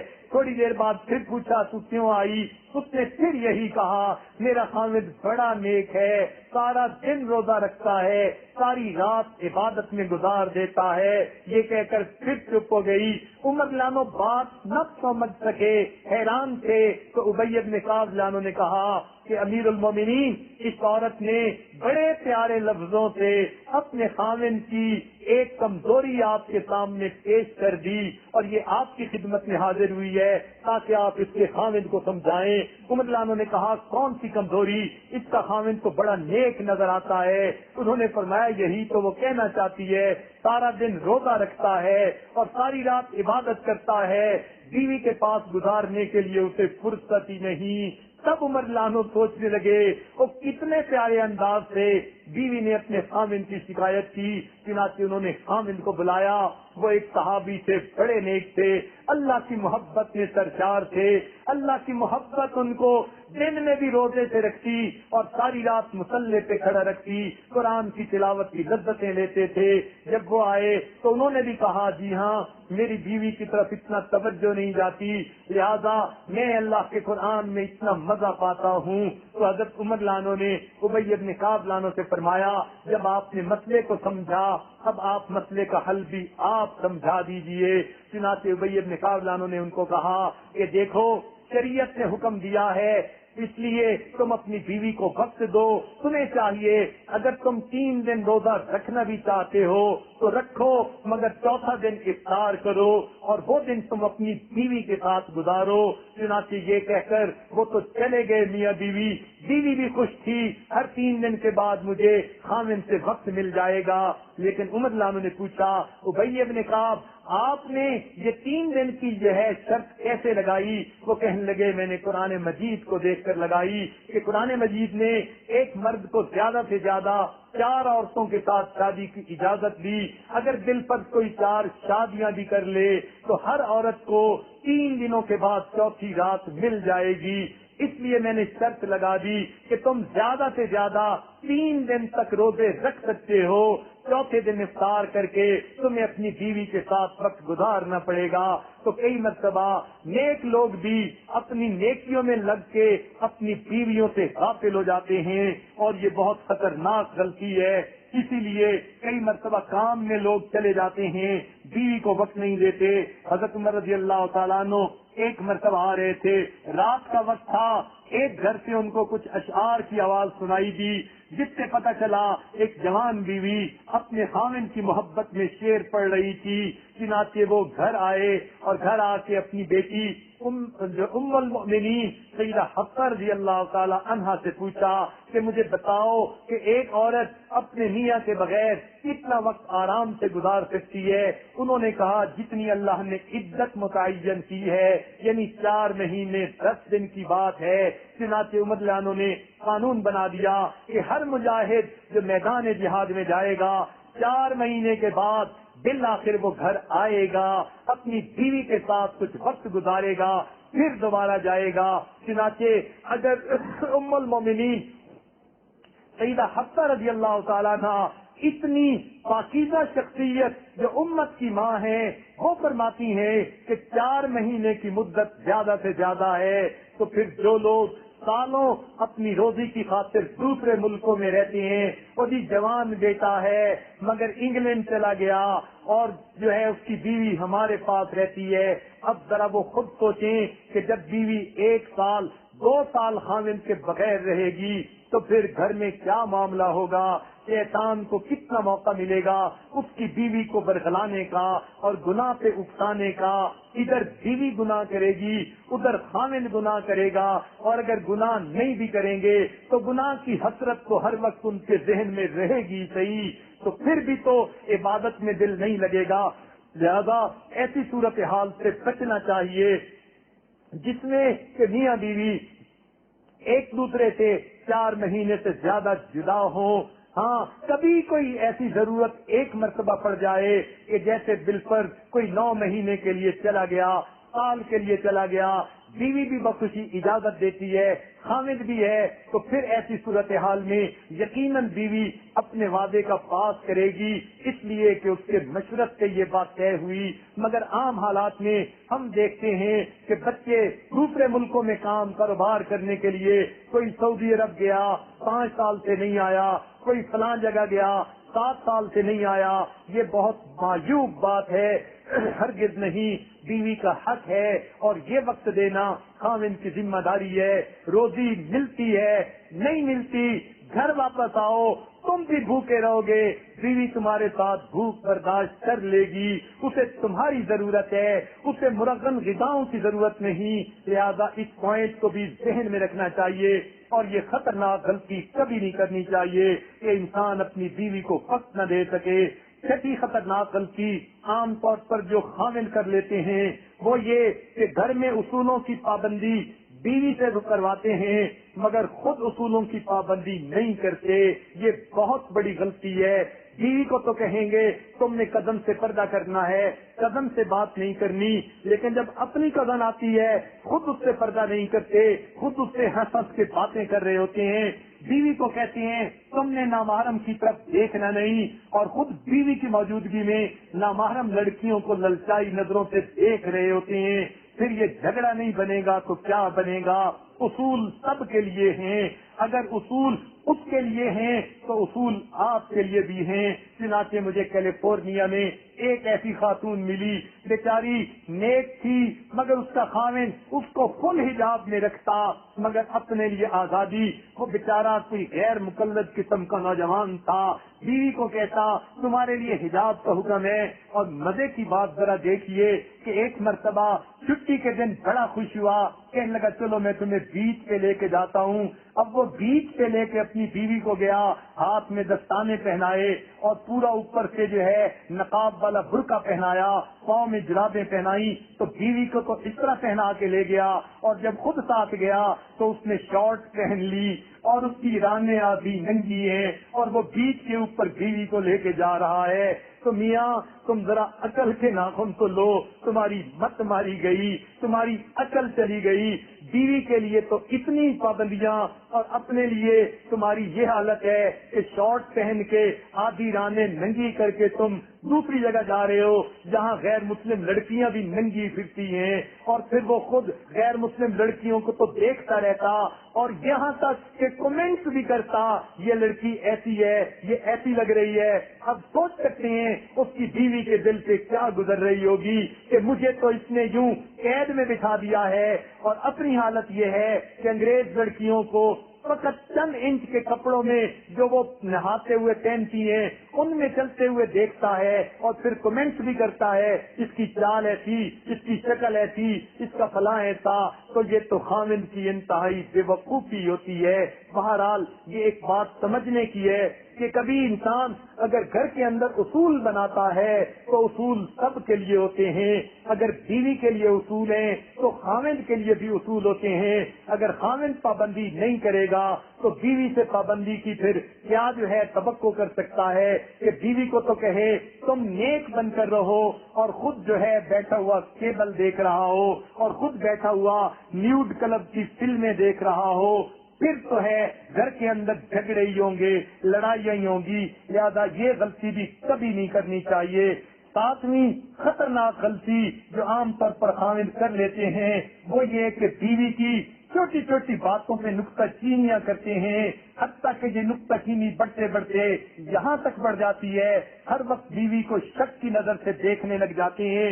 ये शक एक मर्ज है, अगर किसी को ये मर्ज लग जाए तो उसको तो फिर हवा पे भी तनकीद करनी होती है, हवा पे भी उसको शक हो जाता है ये इस वक्त क्यों हिल रही है, मेरी बीवी को कोई मैसेज तो नहीं ला के दे रही। हमने तो यहाँ तक देखा कि शक वाले बंदे का हाल इतना बुरा कि अगर उसकी बीवी अपने सगे भाई से बात करते हुए मुस्कुरा पड़ती है तो खामिद के दिल के अंदर शक पड़ जाता है ये सगे भाई से मुस्कुरा के बातें क्यों कर रही है। आप अंदाजा तो कीजिए क्या अकल से पर्दे पड़ गए कि एक शादीशुदा लड़की अपने भाई से भी प्यार की बहस से बात नहीं कर सकती तो फिर किससे कर सकती है। तो इसकी बुनियादी वजह तनकीद वाली तबीयत, छोटी छोटी चीजों पे तनकीद की आदत नहीं डालनी चाहिए। कई लोगों को देखा आके बैठेंगे दस्तरखान के ऊपर 10 चीजें बनी हुई हैं मगर जो अच्छी चीजें हैं उनकी तारीफ करने के लफ्ज तो एक जबान से नहीं निकलेगा।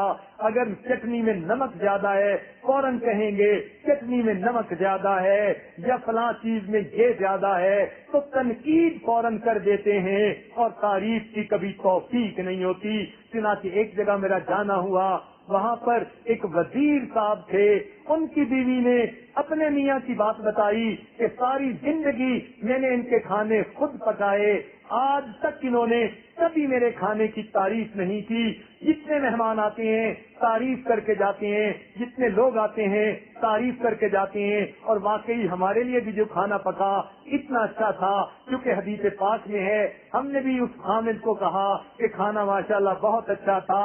अब उसने ये बात जब बीवी को बताई, बीवी आग बगोला हो गई कि तुम्हें तो कभी तौफीक न मिली 2 लफ्ज कहने की।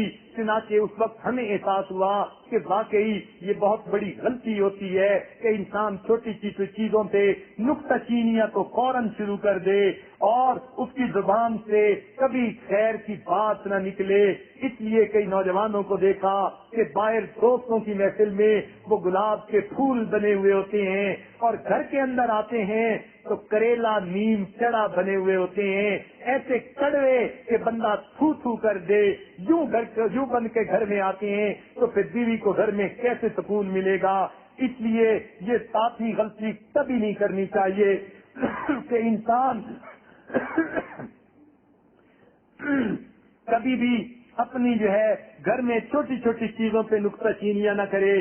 कई लोगों को बच्चों पे नुक्ताचीनियों की आदत होती है, जरा सा ऊंचा बोल पड़े फौरन क्यों ऊंचा बोल रहे हैं, अरे बच्चे हैं ऊंचा नहीं बोलेंगे, खेलें कूदेंगे नहीं, भागे दौड़ेंगे नहीं तो फिर ये क्या करेंगे। तो नुक्ताचीनी की आदत नहीं, उसूली बातें हो उनको समझाना चाहिए, बड़ी बातों को बताना चाहिए, छोटी छोटी बातों को नजरअंदाज कर देना चाहिए। देखें लोग मशीन भी बनाते हैं, रोबोट भी बनाते हैं, उसके पुर्जे फिट करने होते हैं, उनमें भी क्लियरेंस एंड टॉलरेंस रखनी होती है, सब पुर्जे आपस में फिट होते हैं। तो जब हर चीज में क्लियरेंस एंड टॉलरेंस होती है तो घर में भी कुछ टॉलरेंस होनी चाहिए। खामिद को कुछ चीजें बर्दाश्त कर लेनी चाहिए, छोटे बच्चों की बातें या बीवी की कोई बात ऐसी बर्दाश्त होनी चाहिए। हाँ अगर कोई बड़ी बात है, उसूलों के खिलाफ है, शरीयत में गुनाह है, उस पर तो वाकई एक्शन लेने की जरूरत होती है। मगर मामूली बातों में नुक्ताचीनी ये तो वाहियात सी बात है। किसी ने क्या अच्छी बात कही, to run a big show one should have a big heart. اچھا گھر چلانے کے لیے بندے کو دل بھی بڑا کر لینا چاہیے. لہذا یہ بھی خطرناک غلطی ہے کہ انسان ہر وقت نکتہ چینی کرتا رہے اور دوسرے کو شک کی نظر سے دیکھتا رہے.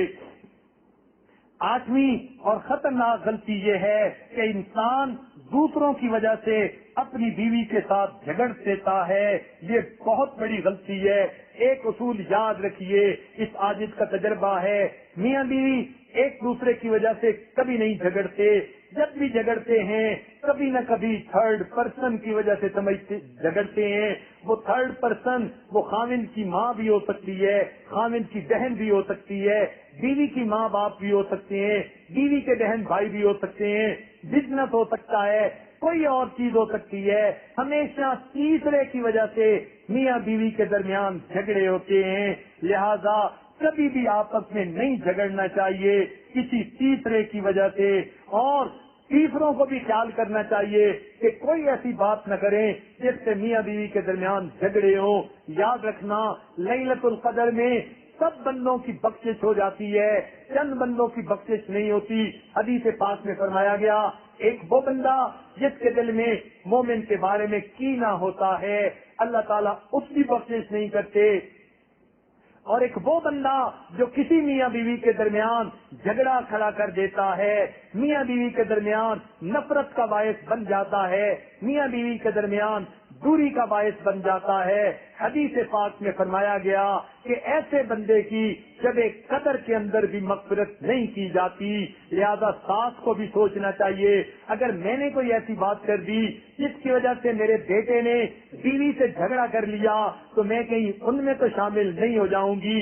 سپر کو بھی یہی سوچنا چاہیے, نند کو بھی یہی سوچنا چاہیے, رشتہ داروں کو بھی یہی سوچنا چاہیے ہم کوئی بات ایسی نہ کریں ہماری وجہ سے میاں بیوی کے درمیان فاصلہ ہو جائے. اگر فاصلہ ہو گیا یہ اتنا بڑا گناہ ہے, اللہ تعالیٰ شب قدر میں بھی بخشش نہیں کرتے, پھر ہمارا کیا بنے گا.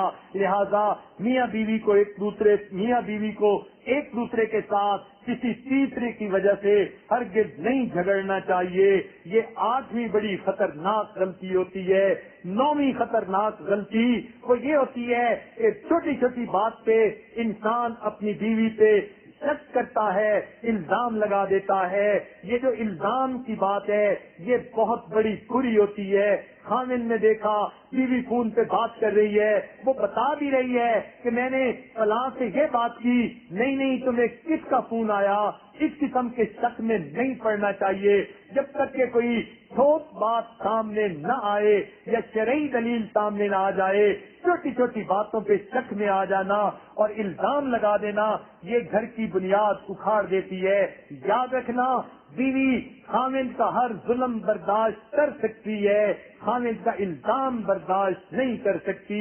تو جو لوگ اپنی بیوی پہ الزام دیتے ہیں, اور کئی ایسے ہوتے ہیں کہ ضروری نہیں کہ اخلاقی طور پر الزام, غلطیوں کا الزام بھی بیوی پہ, یہ نقصان ہوا تیری وجہ سے, بچے بگڑ گئے تیری وجہ سے, فلاں کام وقت سے نہ ہوا تیری وجہ سے, یہ الزام ہی تو ہیں. صرف اخلاقی الزام ہی تو نہیں ہوتے, دوسرے بھی تو الزام ہوتے ہیں. تو جن خامدوں کو یہ عادت ہو ذرا سی بات پہ بیٹے نے بات نہ مانی, بیوی کو کہا تو نے بگاڑ دیا, ارے صاحب آپ بھی تو باپ تھے, آپ نے کون سا اسے سنوار لیا, آپ بھی بگاڑنے میں برابر کے شریک ہیں. تو یہ جو بیوی پہ ذرا سی بات پہ الزام دے دینا کہ تم نے جو ہے ہم وقت پہ تقریب میں نہیں پہنچے تمہاری وجہ سے, حالانکہ دیر بچوں نے کر دی تھی یا کوئی اور وجہ بن گئی تھی, تو بات پہ بیوی پہ الزام لگا دینا یہ بہت بڑی خطرناک غلطی ہوتی ہے. ایسی غلطی کبھی نہیں کرنی چاہیے. اور 10ویں اور آخری بڑی غلطی عام طور پر جو خاوند لوگ کر لیتے ہیں وہ یہ کہ بیوی کو کہتے ہیں کہ تم سے تو مجھے پیار ہے مگر تمہارے ابو اچھے نہیں لگتے, امی اچھی نہیں لگتی, مجھے تمہارے بھائی اچھے نہیں لگتے. عورت کو اگر یہ کہہ دیا جائے کہ اس کے قریب کے محرم رشتے داروں سے مجھے نفرت ہے, سوچئے پھر اس بچی کے دل پر کیا بیتے گی. اور یہ غلطی تو عام طور پر کر لیتے ہیں. نوجوان لوگ نہیں سمجھتے کہ اس کی کتنی بڑی اہمیت ہے, اس لیے کہتے ہیں خبردار تو نے اپنے گھر نہیں جانا, خبردار تو نے اپنے گھر والوں سے بات نہیں کرنی، اور یہ معاملہ بڑا عجیب ہو جاتا ہے۔ چنانچہ ایک مرتبہ UAE میں ایک جوڑا جو بیت تھا اس کا معاملہ اس حاجت کے سامنے آیا، اور معاملہ بھی کیا تھا کہ خاوند کافی دین کی محنت میں وقت لگانے والے، کئی مہینے چلے لگانے والے دیندار تھے، نیکوکار تھے، مگر گھر کے اندر ان کے پرابلم تھی، اور پرابلم بھی کیا تھی، ان کی بیوی عالمہ تھی، انڈیا میں ایک بڑے مدرسے سے فارغ ہو کر آئی تھی اور دین کا کام کر رہی تھی، اور وہ بیچاری ایک مرتبہ اس نے ایک فکرے کے اندر کچھ اپنے دل کا غم کہہ ڈالا کہ مجھے بہت مصیبت ہے، پریشان ہوں، دعا کیجیے گا۔ چنانچہ میں نے میاں بیوی دونوں کو بلایا، اور دونوں کو بلا کر جب بات پوچھی، گھر کے حالات پوچھے، میاں تو کہنے لگا جی ہم بڑے پرسکون ہیں، مگر خاموشی سے بیوی بیٹھی ہوئی رونے لگ گئی، اس نے کوئی لفظ بھی نہ کہا۔ اس عاجز نے سمجھ لیا کہ کہیں نہ کہیں کوئی درمیان میں مسئلہ ہے، لوگ اپنی باتیں بتاتے ہیں، پیر حضرات باتوں کو سنتے ہیں، مگر ان بٹوین دی لائن ان کو خود ریڈ کرنا پڑتا ہے، سمجھنا پڑتا ہے کہ معاملہ کیا ہے۔ چنانچہ جب معاملہ سامنے آیا، پتہ چل گیا کہ انہوں نے اپنی بیوی پہ پابندی لگائی ہوئی ہے، تم اپنے گھر فون نہیں کر سکتی، ان کو خط نہیں لکھ سکتی۔ 4 سال گزر گئے تھے، وہ بچی اپنے گھر نہیں جا سکی تھی، اور حالانکہ خاوند کا کاروبار اتنا تھا، 1 سال میں وہ 4 مرتبہ چکر لگا سکتی تھی۔ خاوند خود ہر سال 3 یا 4 دفعہ اپنے ماں باپ کو مل لاتا، مگر اپنی بیوی کو اس نے 4 سال سے گھر نہیں جانے دیا۔ اس پر اور مصیبت دیکھیے، خط لکھنے کی اجازت نہیں، اور مصیبت دیکھیے فون کرنے کی اجازت نہیں، پھر جلتی پہ تیل کا کام دیکھ لیجئے، خود بیوی کے پاس بیٹھ کے اپنے ماں باپ کو فون کرتا۔ کتنے بڑا ظلم ہے، اور یہ وہ دیندار بندہ اپنی نیک بیوی کے اوپر کر رہا تھا، اور بیوی بیچاری کیونکہ نیک اور دیندار تھی، وہ خاوند کی خاطر یہ سب قربانی دے رہی تھی، مگر بیٹی تھی، اس کا بھی دل تڑپتا تھا میں کبھی اپنی ماں سے ملوں، اپنے باپ کو دیکھوں، لہذا اس کا دل غم زدہ رہتا تھا۔ اب بتائیے گھر میں اس کو کیسے سکون ملے؟ لہذا یہ بہت بڑی غلطی ہوتی ہے۔ میں نے اس آدمی کو بلایا اور میں نے اسے کہا کہ دیکھیں آپ کو یہ کیا کوئی شرعی دلیل ہے کہ اگر بیوی گھر جائے گی تو کوئی گناہ کا معاملہ ہوگا؟ کہنے لگا نہیں، ہرگز ایسی نہیں، میری بیوی تقیہ نقیہ پاک صاف ہے، اس کے گھر والے بھی نیک ہیں، مجھے ایسا کوئی خطرہ نہیں۔ میں نے کہا پھر جانے میں رکاوٹ کیا؟ کہنے لگے بس مجھے ویسے ہی وہ اچھے نہیں لگتے۔ میں نے کہا اچھا پابندی سن لے، اگر تم 1 مرتبہ گھر چکر لگاؤ گے تو 1 مرتبہ بیوی کو بھی چکر لگانے کی اجازت ہوگی، 1 فون آپ کرو گے، 1 فون بیوی کو کرنے کی اجازت ہوگی۔ تو جب یہ ان کو بتایا کہ تمہارے گھر کے مسائل کا حل ہے، اب خاوند صاحب کی عقل ہوش میں آئی، مگر بیوی کہنے لگی نہیں حضرت مجھے ہر دن فون کرنے کی ضرورت نہیں، مہینے میں 1 دفعہ بھی امی سے بات ہو جائے تو میرے لیے تو عید کا دن ہو جائے گا۔ چنانچہ ان کے گھر کے سارے مسئلے اسی ایک مشکل کے بعد حل ہو گئے، اور گھر کے اندر پھر اللہ تعالیٰ نے پرسکون زندگی عطا کر دی۔ وہ صاحب دوبارہ آئے، کہنے لگے حضرت میں آپ کا احسان نہیں اتار سکتا، پتہ نہیں شیطان نے مجھے کیا ورغلا دیا، میرے دماغ میں کیا ڈال دیا کہ میں نے اپنے گھر کو جہنم کی طرح بنا لیا تھا، آپ نے معاملہ فہمی کے ساتھ سمجھا دیا، اب ہمارے گھر میں جنت کی سی جو ہے وہ رونقیں آ گئی ہیں۔ تو دیکھیے یہ 10 بڑی خطرناک غلطیاں ہیں، ممکن ہے اس کے علاوہ بھی بہت ساری ہوں، لیکن آج اس کے ذہن میں جو باتیں آئیں وہ اس وقت آپ کے سامنے پیش کر دیں۔ ان غلطیوں سے خاوندوں کو بچنا چاہیے، اگر بچیں گے تو اللہ رب العزت ان کو پھر خوشیوں بھری زندگی عطا کریں گے، گھر کے اندر بھی سکون ہوگا، اور اللہ تعالیٰ کے ہاں بھی ان کو عزتیں ملیں گی، اللہ رب العزت کے ہاں بھی ان کو جو ہے اللہ رب العزت کے ہاں بھی ان کو نیکی ملے گی۔ لہذا آج کی باتیں یہیں تک مکمل کرتے ہیں، شاید ان خطرناک غلطیوں سے بچ کے آپ کے گھروں کے ماحول اور اچھے ہو جائیں، اور اسی ٹاپک کو اب ہم کل بھی بیان کریں گے، کیونکہ اس عادت کے حساب سے یہ ٹاپک ابھی آدھا بیان ہوا اور تقریباً آدھا یا کچھ زیادہ ابھی باقی ہے۔ لہذا پہلی ترکیب کے مطابق جب تک یہ ٹاپک مکمل نہیں ہوگا تب تک دوسرا ٹاپک ہم نہیں شروع کریں گے۔ لہذا کل بھی انشاءاللہ خاندوں کے بارے میں جو دوسرا حصہ بیان کا رہ گیا وہ انشاءاللہ ہم بیان کریں گے. ابھی چونکہ تقریباً 1.5 گھنٹہ بیان ہو چکا، اتنا کافی ہے. مزید باتیں بتا بھی دیں گے، سننے والے بھی تھک کے اس کو دل سے نہیں سنیں گے. اور جو مرد لوگ بیٹھے ہیں وہ تو پہلے ہی چاہتے ہیں کہ جلدی ٹاپک ختم ہو تاکہ ہمیں مجھے یہ نصیحتیں زیادہ نہ سننی پڑیں. اور اس عاجز کا جی چاہتا ہے کل یہ تازہ دم ہو کے پھر آئیں گے، صاف دماغوں سے بیٹھیں گے، پھر ان کو اگلی باتیں بتائی جائیں گی تاکہ اچھی طرح ان کے ذہن نشین ہو جائے. اللہ تعالیٰ خوشیوں بھری زندگی عطا فرما دے اور ہماری غلطی کوتاہیوں سے معاف فرما دے. اور اب تک ہم جن غلطیوں کے مرتکب ہوتے رہے، پروردگار ان غلطیوں کو معاف فرما کر ہمیں قیامت کے دن رسوا ہونے سے محفوظ فرمائے. وآخر دعوانا ان الحمد للہ رب العالمین. تھوڑی دیر مراقبہ کر لیجئے، آنکھوں کو بند کر لیجئے، سر کو جھکا لیجئے. دنیا اور جو کچھ دنیا میں ہے اس سے ہٹ کٹ کے اللہ تعالیٰ کی یاد میں ڈوب جائیے. انسان جب اپنے اندر جھانکتا ہے اسے اپنی اصل تصویر نظر آتی ہے. اپنے من کے دریچے کو کھولیے، اپنی اصل تصویر کو دیکھیے. لا الہ الا اللہ محمد رسول اللہ. دعا کیجیے. سبحان ربی العلی الوہاب اللہم صلی علی سیدنا محمد وعلی آل سیدنا محمد وبارک وسلم. ربنا ظلمنا انفسنا وان لم تغفر لنا وترحمنا لنکونن من الخاسرین. اے مالک، ہم آپ کے عاجز مسکین بندے ہیں، ہمارے گناہوں کو معاف فرما، ہماری خطاؤں سے درگزر فرما، ہمارے عیبوں کی پردہ پوشی فرما. اللہ ہماری نگاہوں کو پاک فرما، ہمارے دلوں کو صاف فرما، ہمارے سینوں کو اپنی محبت سے لبریز فرما، اپنے عشق کی آتش ہمارے سینوں میں پیدا فرما. رب کریم ہمارے ساتھ درگزر کا معاملہ فرما. اے اللہ، ہم نے اپنی زندگی میں بہت غلطیاں کی، لوگوں کے دلوں کو دکھ دیا، ایذا پہنچائی. اے مالک، ہم مجرم ہیں، پروردگار ہمارے جرم معاف فرما دیجئے. کیا پتہ انہی جرموں کی وجہ سے ہماری دعائیں قبول نہیں ہوتی، لوگوں کے دل توڑنے کی وجہ سے اللہ ہمارے دلوں کو سکون نہیں ملتا. میرے مالک معاف فرما دیجئے اور ہمیں اپنی زندگی میں دوسروں کے حقوق پورے پورے ادا کرنے کی توفیق عطا فرما دیجئے. اے اللہ، رمضان مبارک کا یہ آخری عشرہ ہے، رب کریم تھوڑے دن باقی رہ گئے. میرے مالک، ہم پر رحمت کی نظر فرما دیجئے. ہم بگڑے ہوئے ہیں، بننا چاہتے ہیں.